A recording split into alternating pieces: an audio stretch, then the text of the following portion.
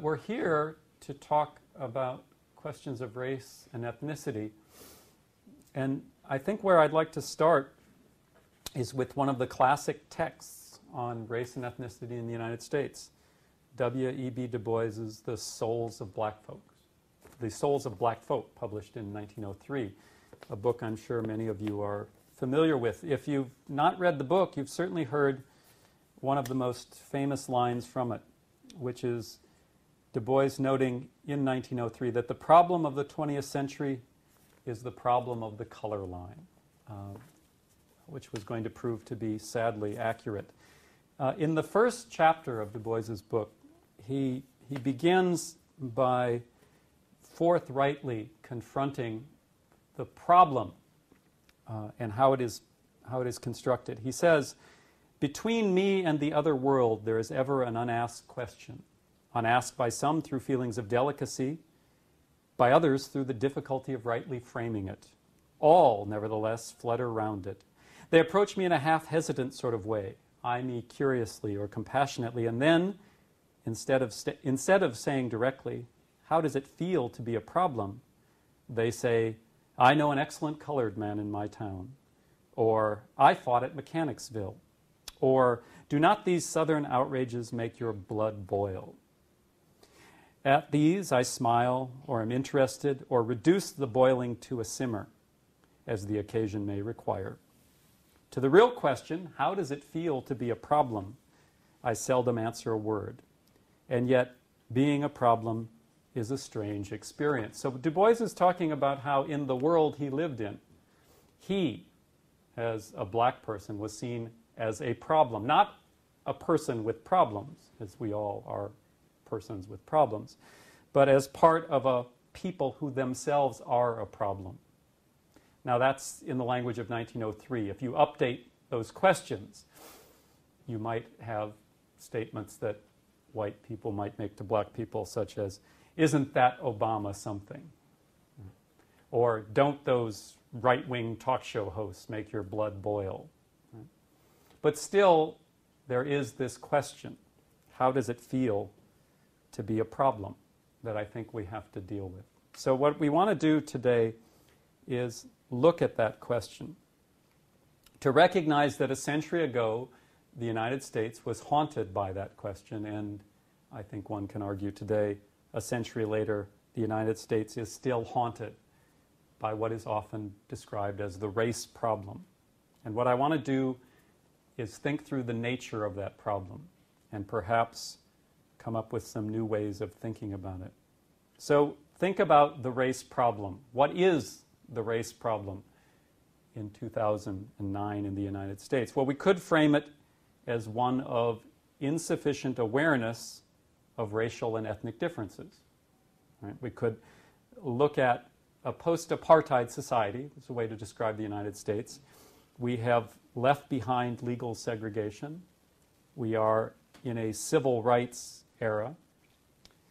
But one could say that even with the end of formal legal apartheid in the United States, that people still lack understanding and knowledge of others in other racial and ethnic categories. Now, if that were the way to think about the problem, as a lack of awareness, a lack of knowledge, then the appropriate response might be multiculturalism, diversity, thinking about how to educate. The answer might lie in conversation.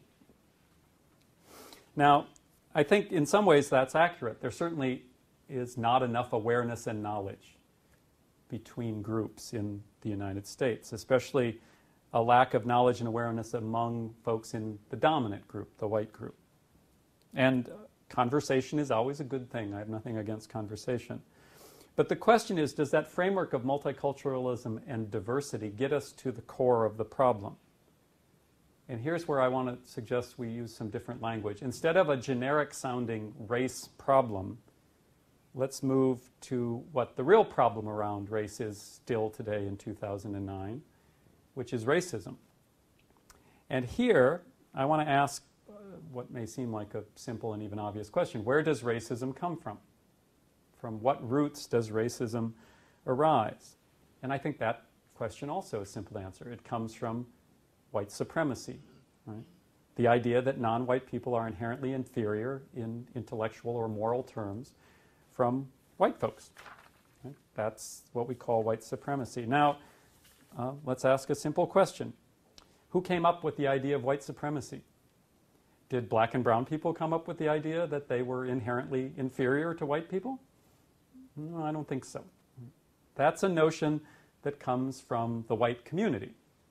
Now, when we talk about the modern conception of racism and white supremacy, we're talking about an idea that comes out of Europe about 500 to 600 years ago. Right? It comes out of Europe just about the time Europe was doing what? Going about the business of subjugating the rest of the world, especially those parts of the world that were not white. So we can see that the core problem is not some abstract race problem, but the problem of white supremacy. We can see where white supremacy comes from. It comes from white folks. So while Du Bois was, obviously he was right in having to confront the way that the society he lived in saw him as a problem, he also understood that he wasn't the problem. And in fact, that question, how does it feel to be a problem, should have been turned onto the white people in his world. In other words, instead of white people asking Du Bois, how does it feel to be a problem, he should have been asking them, how does it feel to be a problem, because the idea of white supremacy comes out of their community, out of their world. So white people created a white supremacist society, and therefore, by definition, white people are the root of the problem. Now, that was a century ago. And the question is, what about today? How do we deal with these same questions today? How do we, first of all, describe the United States today? And I'm going to make the argument that it's best to describe the United States today, still, as a white supremacist society. Again, even in a post-apartheid civil rights era, in which the legal structures of discrimination have been eliminated, I'm going to argue it's still appropriate to talk about the United States as a white supremacist society. What do I mean by that? Because that, as you are well aware, is not a claim that goes over easy in the United States. Go out into the world, make that claim, and you'll get a lot of pushback, yes? Okay. So what do I mean by it? I'm going to argue that the United States is a white supremacist society in both material and ideological terms. Okay, let's take those one at a time. The United States is a white supremacist society in material terms. What do I mean by that?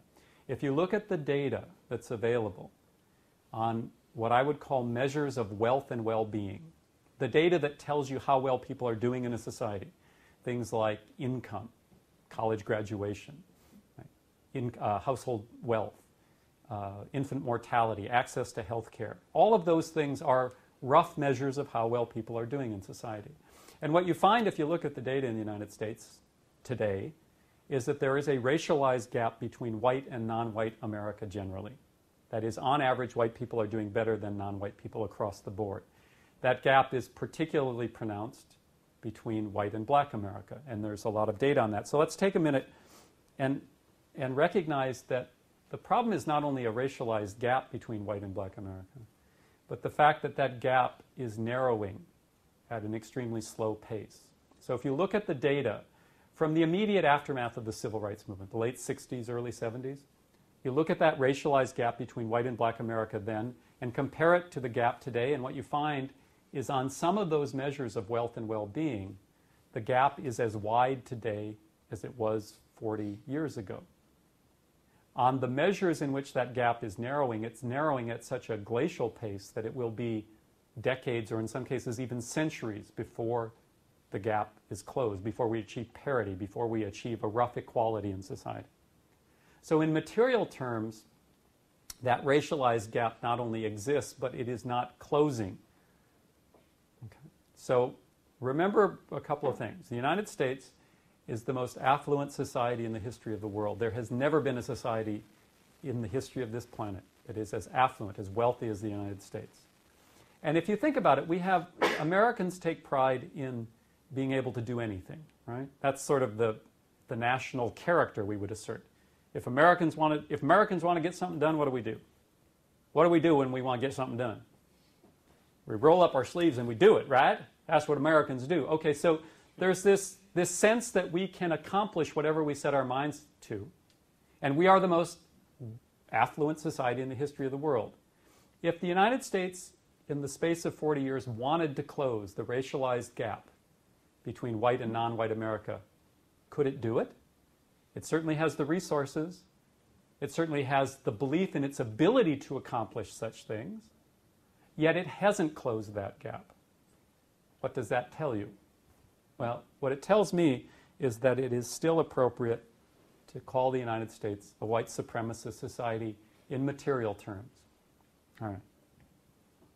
I also said that I think it's appropriate to call the United States a white supremacist society in ideological terms, not only in the material reality of the world, but the reality of how we think.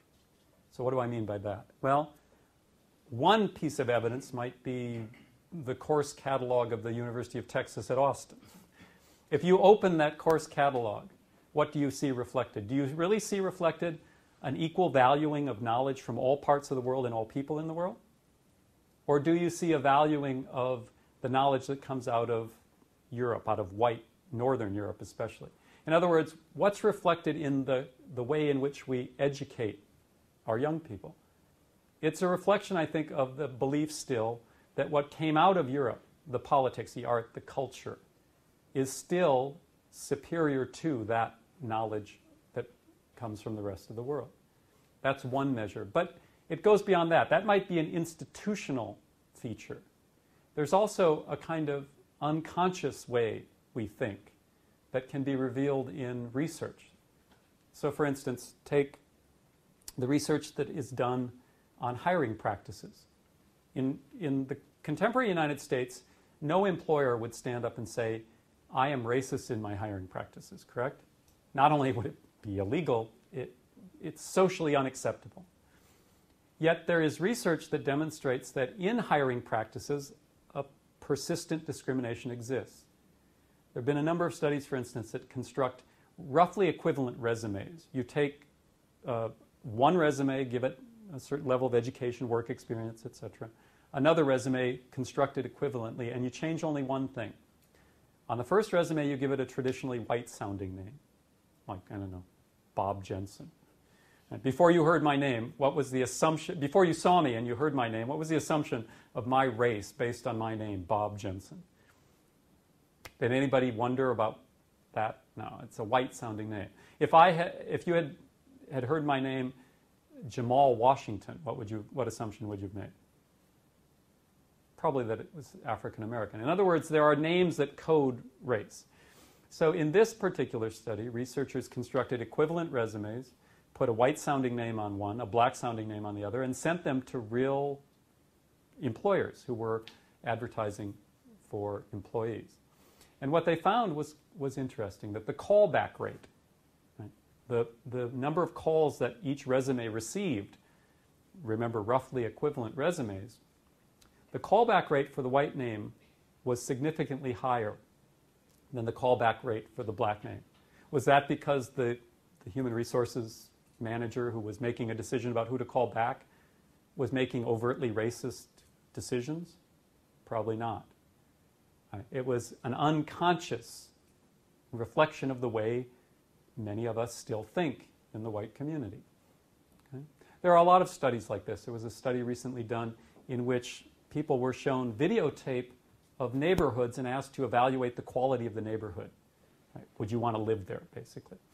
And the video was always of the same physical space, the same neighborhood. The only thing that changed were the people who were walking in the video.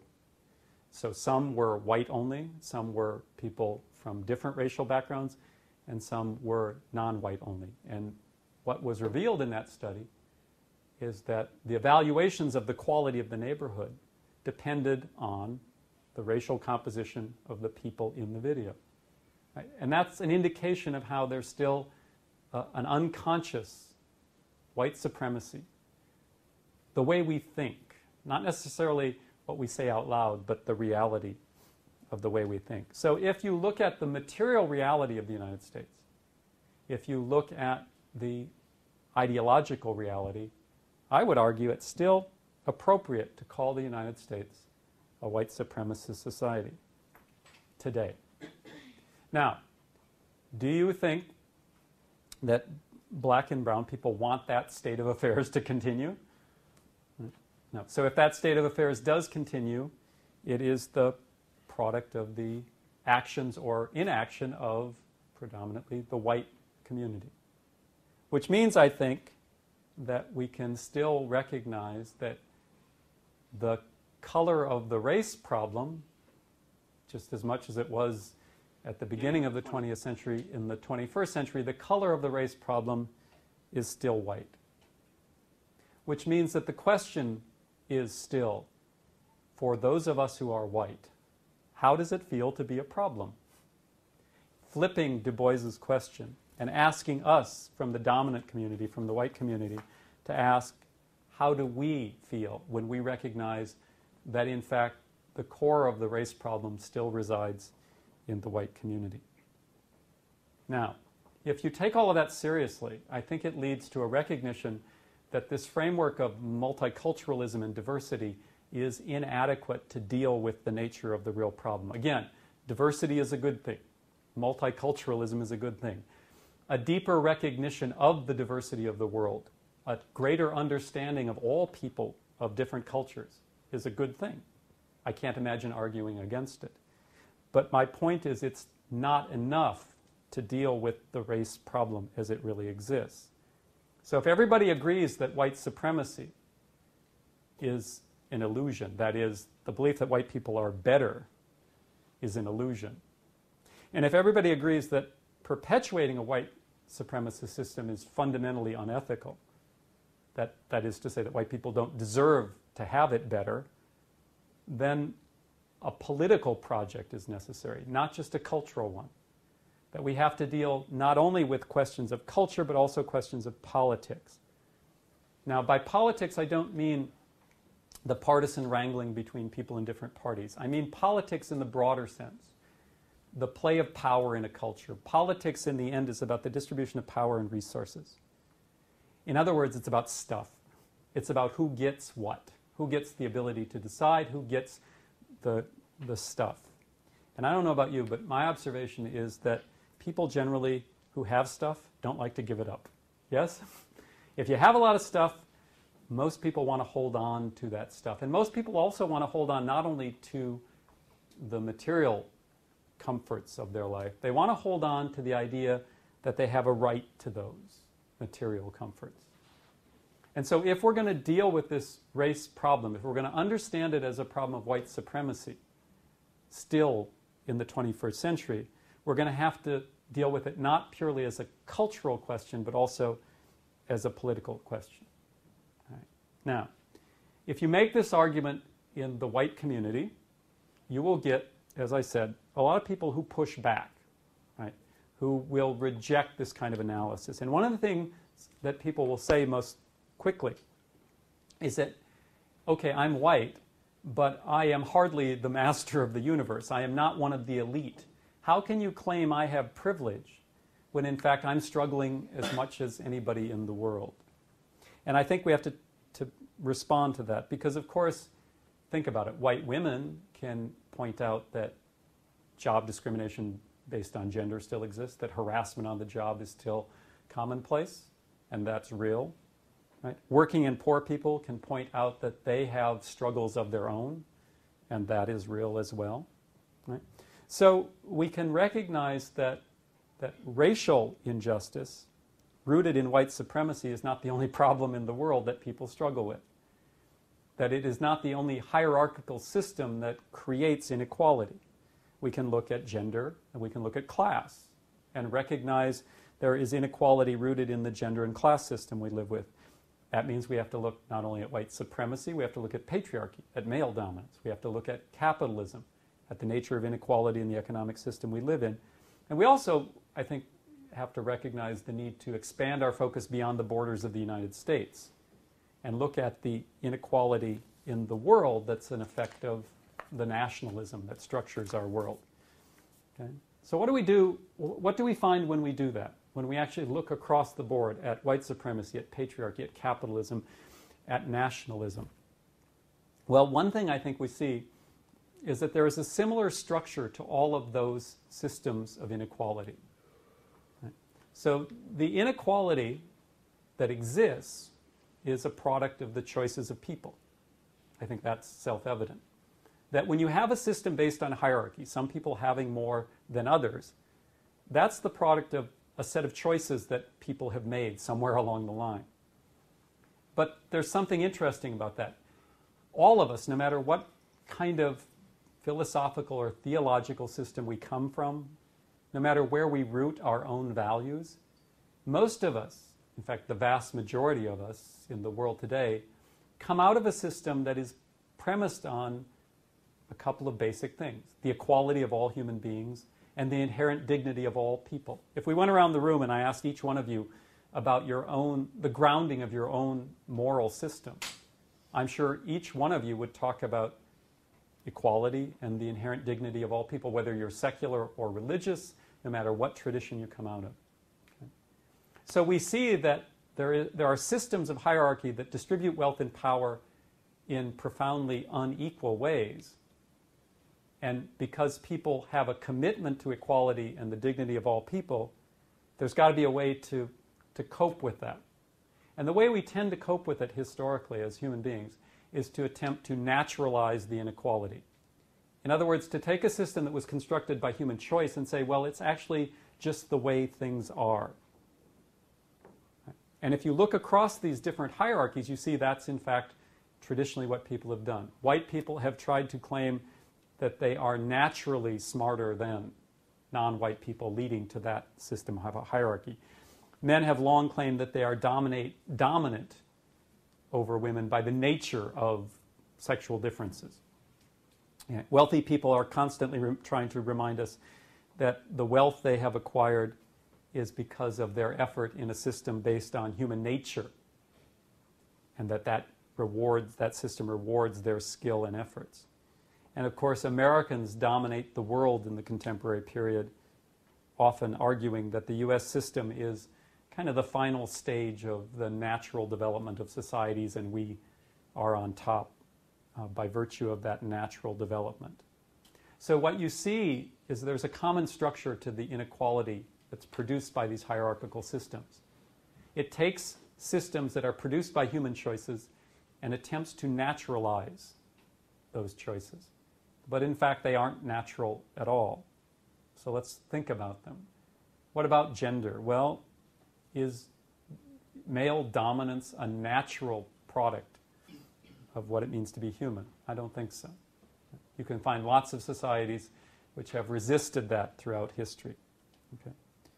Is the only way to structure an economy based on the dominance of the wealthy, right, that rewards the kind of greed we see? Is the only way to structure a world system based on the dominance of the United States and similar first world countries? No, I don't think that's the case. I think that those attempts to naturalize that dominance are attempts to cover up the fact that, in fact, these systems are a product of choice. And if we chose one way, we can choose differently. And of course, at the core of all these systems is a violence of some sort, a violence to maintain the inequality. So I think what we have to come to terms with is how do we start to take apart systems in which people with power have attempted to naturalize that power to get us to accept what is otherwise an unacceptable state of affairs. And there's one statistic, I think, that really dramatizes just how unacceptable the state of affairs in the world really is. If you look at statistics from the World Bank, you'll see that approximately half the world's population today, that's more than 3 billion people, half the world's population lives on less than $2.50 a day. Half the world's population lives on less than what some folks in the United States spend on a fancy cup of coffee. Right? Now, those people living on less than $2.50 a day are disproportionately female, they're disproportionately non-white, and they live disproportionately in the developing world, the so-called third world.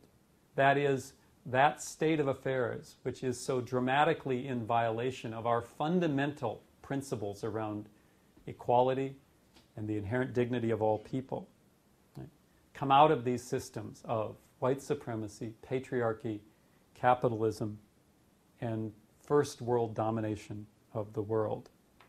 Okay? In other words, what we're saying is we live in a profoundly unjust society that violates the stated moral principles that each one of us would claim to hold.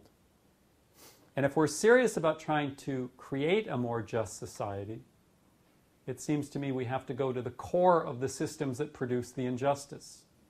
If the injustice comes out of white supremacy, patriarchy, capitalism, and first world domination, and it seems to me the only thing we can do is to go to the root of the problem and to go to those systems. Right.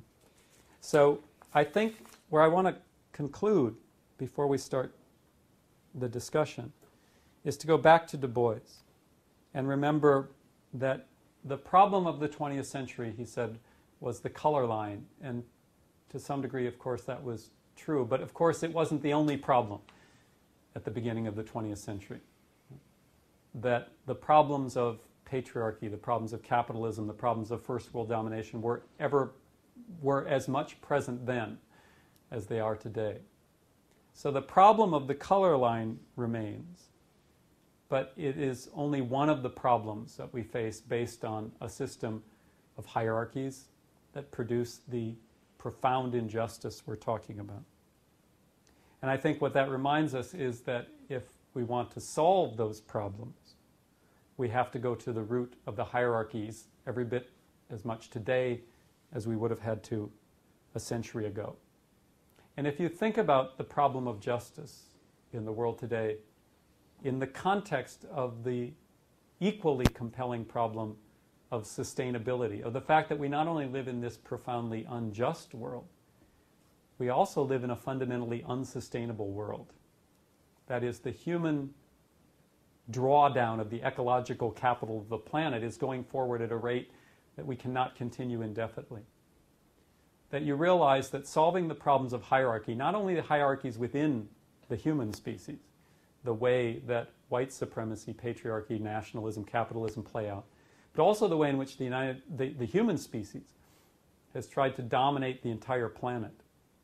That there's not only a profound injustice, there's also a fundamental unsustainability to the nature of these hierarchies.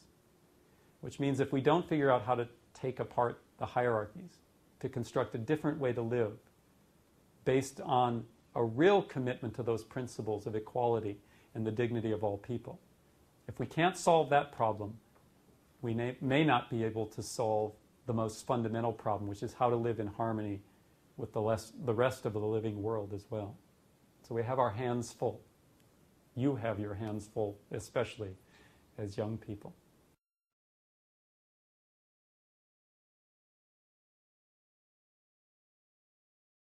You said that, in material terms, like today, that we still have a white supremacy, but how's that white's fault? Does white people tell other races, like, hey, you can't go to college, or how does that work? How's that white's fault? Okay, all right. So if we can see that historically, the gap in the material wealth of the white versus the non-white community was enforced by law. There were structures in place that kept non-white folks from acquiring the kind of wealth that white people had. In the absence of those legal restraints, how do we assign responsibility to the white community? Well, remember that the way that the wealth and power of a society get distributed is not merely a matter of law. It's a matter of practice as well. And if the practices continue that institutionalize that gap between white and non-white America, the assumption, just by the basis of logic, is that those are being maintained by the white community. Because non-white people do not want to maintain structures that keep them in a subordinated position. It doesn't have to be the product of conscious choices. What we're recognizing now is that we've moved from a system of overt, legalized racism into a system in which both institutional and unconscious racism continue. That is, racism is built into the fabric of the institutions of our society. one obvious example is the way we fund public schools in this country. For the most part, public schools are funded by property taxes. Property taxes, funding a public school system with property taxes means that those property-rich districts will have more resources for education than property-poor districts. Because there's still segregation patterns in housing, and because there's still racialized gaps in wealth between white and non-white communities, it means as a result of that institution, the way we fund public schools, there will continue to be racialized gap in education. That's institutionalized racism. And there's also unconscious racism.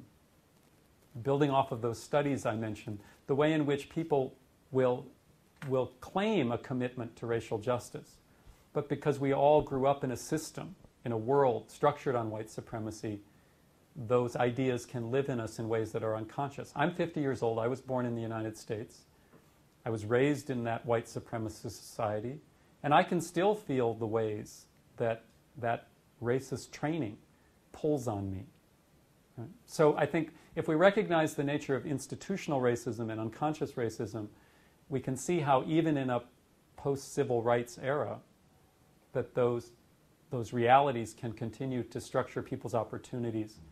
And as long as that racialized gap in wealth and well-being exists, as long as a society doesn't take measures to close that gap, I think we have to ask, is the society really committed to racial justice in a meaningful way? You said that America is still currently a white supremacist society, Mm-hmm. and you used an example of equal resumes being given to an employer, and significantly the white-sounding name got callbacks or whatever you said more often. In the fall, on our presidential election, both those two men had similar resumes. They were both, senators and all that stuff. If America is still a white supremacist society, how would we elect a black person to lead our country? Because on that one, the entire country got to basically hire someone to have that job. If the entire country is white supremacist, how would a black man get that job? Okay. That's an interesting question, because in the aftermath of the election of Barack Obama, it does seem to go against common sense to say the United States is still a white supremacist society. First of all, I think if you look at some of the realities of that campaign and look at the way in which racism was deployed against the Obama candidacy, whatever your own political preference, who you voted for is kind of irrelevant, you can see that, in fact, the race card was played in the campaign, was played by white candidates. It was especially played by Hillary Clinton, right, who used coded appeals to white people, talking about the white working class, actually at one point using the term white. Right? So first of all, we can recognize that in the campaign itself we see the resonance of racist appeals, how they still do work in the culture. Right? We also can recognize that before the economic crisis, Barack Obama was actually at best even with McCain or trailing in the polls. So one can wonder if without the financial meltdown, would the election have gone another way. But even with that, your point is taken, that a significant number of white people in the United States voted for an African American for president. Does that mean that all vestiges of white supremacy have been eliminated? I don't think that squares with the data that we've been talking about that racialized gap. I don't think it squares with the reality of institutionalized forms of racism, nor does it deal with that unconscious racism that might not play out in every single decision. To look for patterns of human behavior is not to say that that pattern plays out in every single interaction. Let me give you another example. There's a common phrase called driving while black or driving while brown, which recognizes the difference between the white population's interaction with law enforcement and the black and Latinos' interaction with law enforcement. That doesn't mean that every time a white cop stops a black person, one is going to know for sure that that's going to play out in a racist fashion. It means there's a pattern, a disproportionate use of force and even deadly force against people of color, for instance. Right? So we're looking for those patterns. It doesn't mean that every single interaction between white and non-white is going to be sort of saturated with an overt racism. Now, I think the fact is that in the years since the civil rights movement, the white society has been relatively flexible in allowing in to positions of power a certain number of non-white people. Just like in the aftermath of the feminist movement, the system of power allows in a certain number of women to positions of authority. Does that mean that we have transcended the problem of racism, transcended the problem of sexism? I don't think so. I think you have to look at the wider patterns. I have a question in regards to hegemony and how it's cyclical. You discussed the fact that we see in ideologies and how we're taught in institutions and how we're educated that there's kind of a favoritism towards European ways of thought. And that, I personally think that plays into hegemony and how we, and by we I'm referring to non-white individuals, kind of allow these systems of power to continue because, I mean, we play into these materialistic ideals, we continue these thoughts and patterns, and we don't call into, like, question the fact that we're being taught these things and we aren't being taught other things, you know, until you come to college and you maybe make that decision to kind of expand your system of knowledge. So I struggle with how do we fight hegemony and how do we address that, because how can you technically save a group or hope that a group will come into action when they don't know there's a problem where they think it's okay? That's a very interesting and important point, because I've been talking primarily from the position of someone who's white, who was raised white in a white supremacist society, what it means to step back and reflect critically on that society. You're talking about the fact that people of color grow up in that same white supremacist society. And if I'm reading you right, there's really 2 points you're making. One is that non-white folks have long talked about the problem of internalizing white supremacist values, right? So that you struggle against the way the culture defines you. And that is, in fact, a struggle. The other point, if I'm understanding, is that in an affluent society that has conceded that overt white supremacy is no longer acceptable, as we said, it's a flexible system, and some number of non-white people will achieve relatively high levels of affluence or relatively powerful positions. And how do you stay focused on the nature of the system when you yourself have been able to achieve some of those? Is that what the kind of... Correct. Okay. I don't think there's really an answer to that beyond this claim I'm making that we have to stay connected to a political struggle. That it's not enough just to, talk about in kind of vague ways that we're going to value the diversity or that we're going to honor a multicultural society. All of those things are good, but politics is what changes the distribution of wealth and power. Now, in the 1960s, the 50s, and the 60s and the 70s, the struggle against white supremacy had that overtly political cast to it. Not only in the form of the civil rights movement, but also in the form of more radical movements that presented a much more direct challenge to the distribution of wealth and power. Most of those movements have receded. So it's probably an insufficient answer, but I think it is in the reconstituting of a political movement, and from my point of view, a political movement with particularly radical goals that can achieve that. But as someone who's white, it's hard for me to sort of say much about what it means to be non-white in a white supremacist culture and how one resists that. Certainly communities of color have resisted it for years and will continue. But it's a seductive society in lots of ways, in part because of the affluence. Right? There's always the lure of material success that this culture holds out. And there is always some percentage of any even subordinated group that can achieve that. You say we live in a fundamentally unjust world. How do you go about to change that? You said we have to go to the core of the system in order to show injustice. How do you go about that when minorities themselves constantly put each other down? Again, we see that A white supremacist system not only affects the way white people think, it affects the way non-white people think about themselves, as you pointed out, but as you're pointing out also about how non-white people feel about each other. So one of the real difficult issues, it seems to me, on the table today are conflicts not only between white and non-white, but, as you're pointing out, among the non-white groups. I think many of you in the room recognize that, for instance, between the black and Latino communities, there are struggles. That might have been specifically what you're referring to. How do we deal with that? Well, again, this is going to sound like, one-note Bob. Back to the political. Back to the question of how do you create a just distribution of wealth and power? Right? You do it by undermining the hierarchy at the core. Right? You don't do it by struggling with some other marginalized group for a share of the pie, because that pie is always controlled by people with greater power and a disproportionate share of the wealth than you. Right?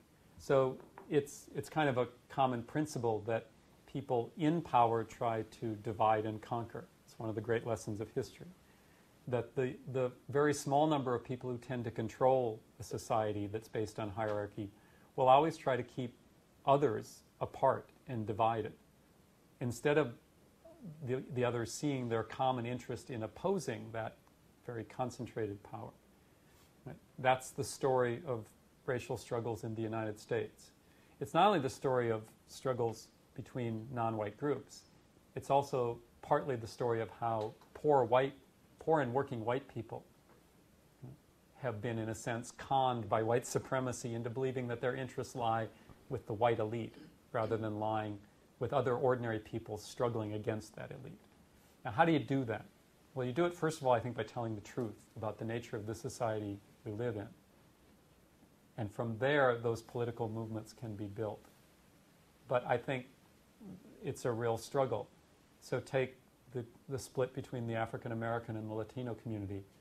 I don't think I'm telling anybody anything when we recognize that's a lot about immigration, yes? The belief that the immigration from Latin America will somehow undermine the already tenuous position of black people in the United States. Those are the kinds of things that we've got to solve by coming together rather than allowing the power structure to keep us apart. You said, the answer to that, coming together, but how can we come together if everybody keeps on pointing fingers at everybody else? Why can't we just say, hey, the past is the past, and what can we do to fix it, instead of saying, oh, it's this guy's fault, and we need to do this to fix this, and why does everybody keep on pointing fingers? Well, I think that there is no way to create a better society without recognizing where we sit at the moment. And there's no way to understand where we sit at the moment without understanding where we came from. So, in fact, people are always dealing with the past and trying to come to terms with the past. And people are always pointing fingers, if by pointing fingers we mean assessing who's responsible for a system. And I don't know how you can fix a system without knowing that. Right? So to say that we should somehow wipe the slate clean is to say that we should abandon the knowledge that can make it possible to analyze the system and change it. In any system where there is injustice, the obligation lies squarely on people who have the disproportionate wealth and power in a society. That is, if you're trying to fix a problem, right, it is first and foremost the obligation of people who benefit from that injustice. And that means white people in the question of racial justice. It means men in the question of gender justice. It means the wealthy and the elite in the question of economic inequality. It means those of us who live in the United States in the question of the disproportionate distribution of resources around the world. We're the ones who have that obligation.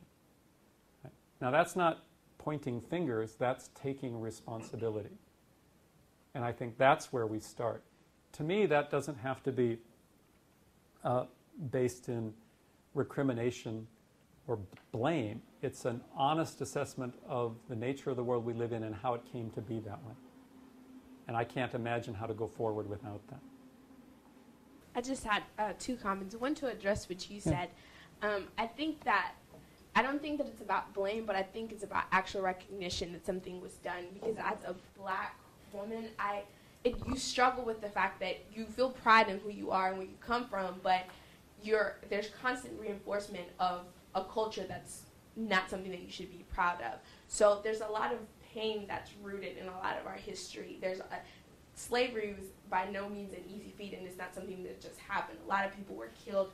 That's a lot of the roots of a lot of people in this country. I'm an immigrant. I'm from the African diaspora, but I identify with their struggle. So I think it's just about recognition that it happened and taking blame. And I think that's kind of the step where you can say, okay, let's move on. But before that happens, I think that there will always be the pointing and the blaming, because I don't feel like there was ever kind of like an ownership of what happened and like, yes, this was our fault. It's like you hear rhetoric of, well, the best thing that happens to African Americans was what they were brought to the United States. Well, have you thought about the fact that the best thing that happened to the United States was that there was African slavery? Like, we don't think of it in terms like that. There was a lot of struggle there. So I think just recognizing that really, I think, will go farther. And I'm not by no means in saying that I want someone to say, I'm sorry, Marjorie, for what happened. But just a simple recognition that it did happen and that there is blame somewhere, because, I mean, the argument can be made that, we were sold by our own people, but at the same time, I don't think anyone chose slavery. They didn't choose to be treated as an animal or cattle or anything like that. They were put in that position by force. And just another question, in terms of, I think you mentioned undermining the system. Well, how do we do that when technically at the head of the system, or kind of like the picture of the system, is a person of color, i.e. President Barack Obama? I think it will be a lot more difficult for people to see that change is necessary. And I hate to use that word because it becomes sort of like just a political phrase, but I think it's difficult for people to really recognize that something needs to be done when they feel like we finally come to a place where we have a black president. And how do you communicate to people that there's still change to be made, even though there is a black president, without necessarily undermining the fact that there is a black president? Yeah. Well, maybe we can wind up here. It's a good place, actually, I think, to conclude. On the one hand, let's go back to the question of blame. I think that the United States has acknowledged in many ways its history. The fact that the United States as a country was formed by the nearly complete extermination of indigenous people. We've at least acknowledged that genocide against indigenous people happened. We've acknowledged that slavery was part of the economic engine that propelled the United States into the industrial world. Right? I think what has happened, though, is we want to move from acknowledgement to acceptance, skipping over the accountability that's necessary to make real acceptance possible. And so, rather than use the term blame, I would use the term accountability. Anytime there is injustice, whether it's in the world at the level of societies or in interpersonal relationships at the level of the individual, there's got to be accountability for our own actions. And I think that if a society tries to move too quickly from mere acknowledgement to acceptance and skips over accountability, it will be unable to actually change the nature of the system and produce a really just world. Okay? Now, that's always going to go forward in a very complex reality, as we recognize. It's a country that has made great strides to the point where a person of African descent has been elected to the highest office in the land. And the people I know who were part of the civil rights movement and retain the radical agenda of that movement are the first to acknowledge that we should mark that, because that election of an African American president was in fact made possible by those struggles of previous generations. And to not honor that would be to trivialize those struggles and those sacrifices that people made. But those same people who come out of that civil rights movement are also just as quick to recognize that the real radical goals of the civil rights movement have yet to be met. And that's a world in which there is some rough equality in the distribution of power and resources. That is, a world in which ordinary people feel like they do have a meaningful role in the formation of public policy, in democracy, and that there is a distribution of resources roughly equal so that all people have a chance at a decent life. And the civil rights movement, just like the feminist movement, just like the anti-imperialist movement, all of those were not just about creating a more colorful array of people at the top of society. They were not just about having a few women in positions of power. They were about fundamentally changing that distribution of power and resources. And until we have achieved that, I think the promise of the civil rights movement, the promise of feminism, are still to be achieved. And that's the goal in the end. The real equality that makes it possible for everybody on the planet to live a decent life. And the fact that we are so far from that, it seems to me, should motivate us not to be satisfied with the accomplishments that have been achieved to date, but to press ourselves to go further, to achieve what we all claim in our own philosophical and theological systems to want, which is a world of equality, a world in which the dignity of all people is made real.